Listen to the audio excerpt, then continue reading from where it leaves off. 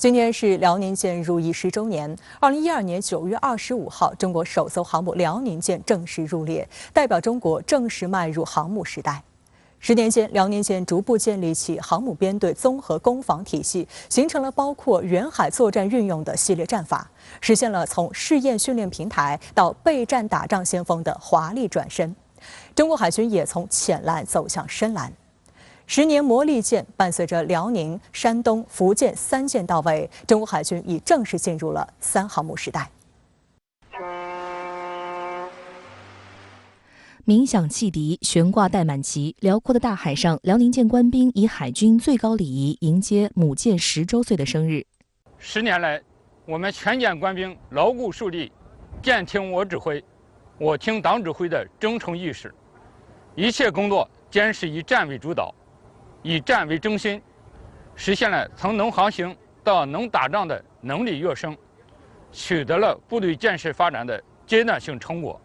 10年来，中国航母实现了从无到有、从改装到国产、从滑跃到弹射的升级跨越，创造了令人瞩目的中国速度。2019年12月17号，首艘国产航母山东舰交接入列。2022年6月17号，完全自主设计建造的首艘弹射型航母福建舰下水。近日，央视新闻联播又播出了福建舰进行细泊试验的画面。细泊试验顾名思义，就是在西装的泊位原地，按照先设备后系统、先小系统后大系统的顺序，一个个启动军舰上的设备，从局部到整体进行试用，以验证其是否达到设计性能，是否满足相关规定和要求。在船舶建造过程中，细泊试验是在西装之后的阶段，往后就是航行试验，也就是海试。海试完成后就能够交接入列。周五播出的新闻联播的一个画面引发外界注意。画面显示，辽宁舰甲板上停放着24架歼15战斗机，这也是公开报道中航母甲板上歼15战斗机停放数量最多的一次。前不久，渤海某海域满载着歼15舰载战斗机的辽宁舰破浪前行，数架战机采用轮转出动的方式分批次起飞，在空中完成战斗任务交接后循环着舰，实现了舰载战斗机出动和回收间隔时间、再次出动准备时间、同时放飞架次等多项突破。航母说白了就是呢，看在飞行甲板上如何的去更有效的调度呢舰载机，也就是如何呢在最短的时间内把舰载机放飞，把舰载机回收，而且呢回收和飞行作业还不能互相干扰。实际上对于指挥调度就要求呢非常之高的，24架歼15战斗机出现在飞行甲板上，这对于指挥调度的要求难度之高是跟最初在飞行甲板上只有几架相比那是几何级的。所以这就说明海军对于航母的运用已经是非常娴熟了嘛，而且这也就意味着辽宁舰的全甲板攻击能力比以前大幅提升嘛。飞机数量不断增加，航母编队战斗力不断提升。改革强军10年来，辽宁舰实现飞沙昼夜起降、突破岛链、实战部署、体系作战的辉煌战绩。10年前，就在辽宁舰入列仅2个月后，2012年11月23号上午，戴明盟驾驶编号552的歼15舰载战斗机稳稳地降落在辽宁舰飞行甲板，首次实现舰机阻拦着舰。与此同时，歼15起飞指令动作航母 style 走红大街小巷，大家将这个动作亲切地称为走你。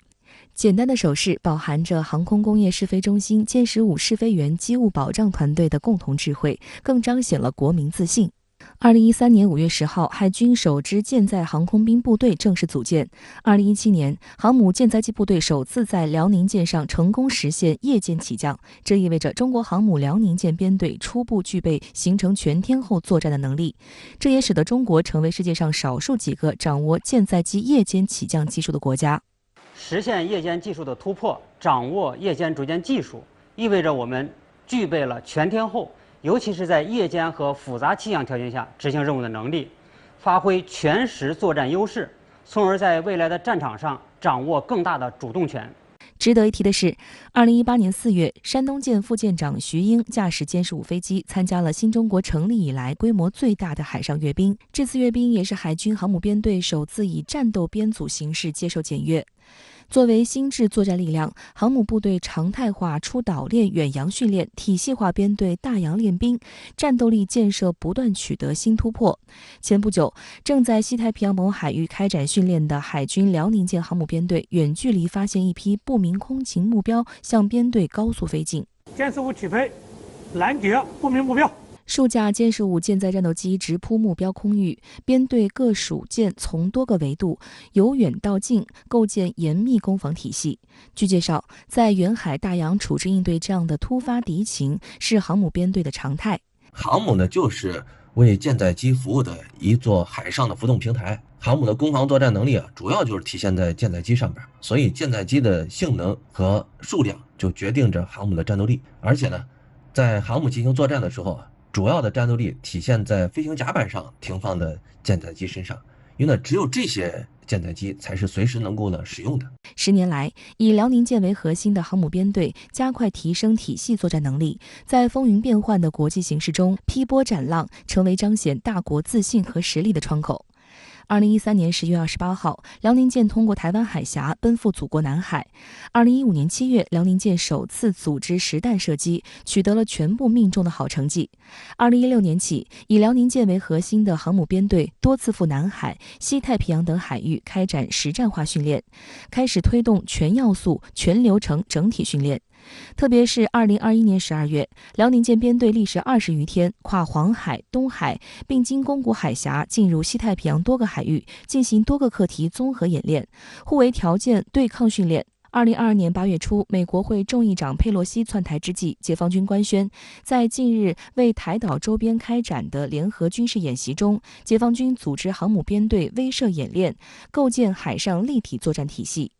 中国航母发展到今天，短短10年时间就实现了辽宁舰编队走向深蓝、战斗力跃升的目标，探索出了一条具有中国特色的航母发展之路。10年前，辽宁舰的发展是在无资料、无经验、无借鉴的情况下艰难起航。从那时起，立起首舰标杆的辽宁舰担负起首创任务，聚焦转型备战，一路劈波斩浪，成功探索出一条创新开拓的先行先试之路。辽宁舰的发展史其实就是一部创新史。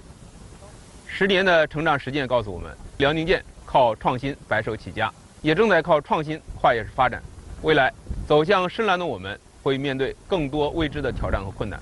我们要瞄准强军最前沿，驾驶航母跑出新时代转型发展加速度。辽宁舰的10年只是一个开始，未来还会有更多的10年。我们新生代航母人将会继续锐意进取，向战而行，在未来与辽宁舰一起挺进更深的蓝。2022年6月17号，随着中国完全自主设计建造的首艘弹射型航母福建舰下水，中国航母从华跃再次进化到弹射加电磁，一批成熟的航母舰员再次以饱满的热情投入新的岗位，各种配套装备也正在按期推进研发。中国海军的航母时代正在不断书写着新的故事。这些年，我们航母实现了跨越式发展，可以说，中国特色航母之路在现实中成果得到了检验。现在，国产航母山东舰的使命任务也在不断拓展、快速发展。首艘弹射型航母福建舰正蓄势待发。我们相信，在不久的将来，3航母将会在更加广阔的国际舞台上展示我们的强大威力。3航母时代对中国海军的意义是非常之大的。那首先呢，就表明中国海军呢已经确立起来以航母为核心的远海作战能力的建设嘛。第二呢，就是说明有了3艘航母之后中国海军在未来能够呢随时保持1艘航母在海上的执行任务。这样一来的话，那显然海军在海上的进行作战的能力那就大大的提升了。在短时间内，海军呢还可以呢组织起来2个航母编队在海上的执行任务。好，相关题马上来连线评论员秦真。秦先生你好，今天是辽宁舰入列10周年，从辽宁舰到山东舰再到福建舰，新时代的人民海军已迈入3航母时代。辽宁舰为我国航母从探索走向成熟发挥了什么样的作用呢？我觉得简而言之就是发挥了试金石的作用但是它的重要性怎么渲染，我觉得都不为过因为正是由于这个辽宁舰它的服役，让中国的无论是工业部门、科研部门，还是人民解放军的海军啊，都从一个完全的航母的门外汉啊，也就是说完全没有接触过航母，到这个完全拥有这个自己的航母，并且经过摸索，让这艘航母从一个科研实验状态，让它生成了战斗力摸索出一套完善的航母的科研制造，包括使用流程当中的各种规范规则这种一套体系的生成和制定，所以它起到了真的一个功不可没的作用。辽宁号只能算是由中国的工业和科研部门完善的一艘外国的半成品航母然后辽宁号下水服役之后的7年，也就是2019年，那么完全由中国自己的科研人员、工业部门用中国自己的材料制造的第2艘航母就是山东号下水服役，一直到今年，也就是中国的第3艘003号叫福建舰航母，完全是直通甲板，而且是用电磁弹射器的航母，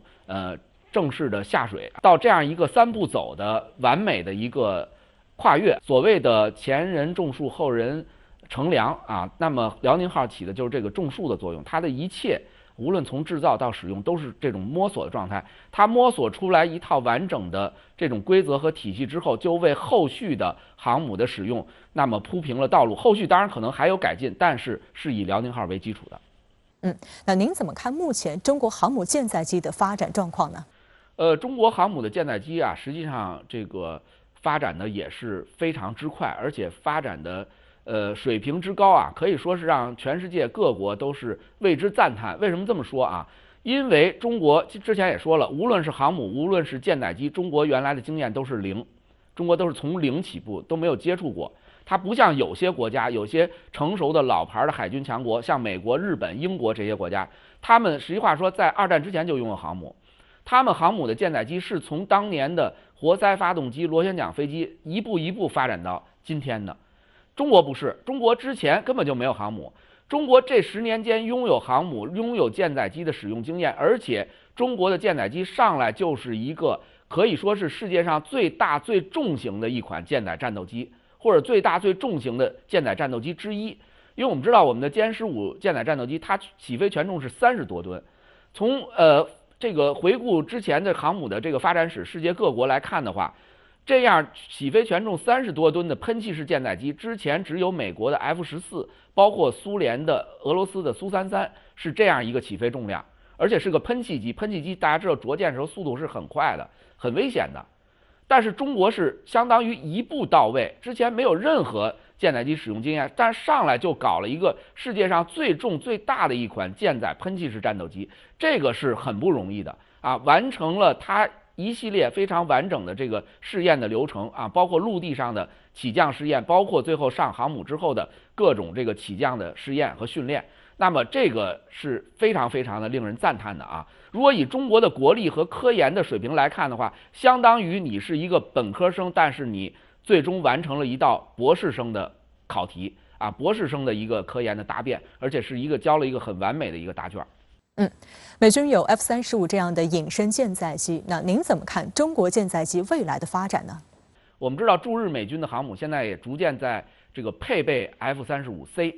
包括它的2栖攻击舰上也逐渐的在配备可以垂直短距起降的 F-35B， 甚至于连这个日本海上自卫队的像出云号这样的轻型航母也准备要部署 F-35B。 所以实际上当下这个 F-35的这种包围和威胁已经形成了，不是逐渐在形成，是已经在形成。那么中国当下的航母的舰载战斗机大家知道是歼15，歼15当然前面说了很优秀的一款战斗机，起飞权重30多吨机动性也不错，然后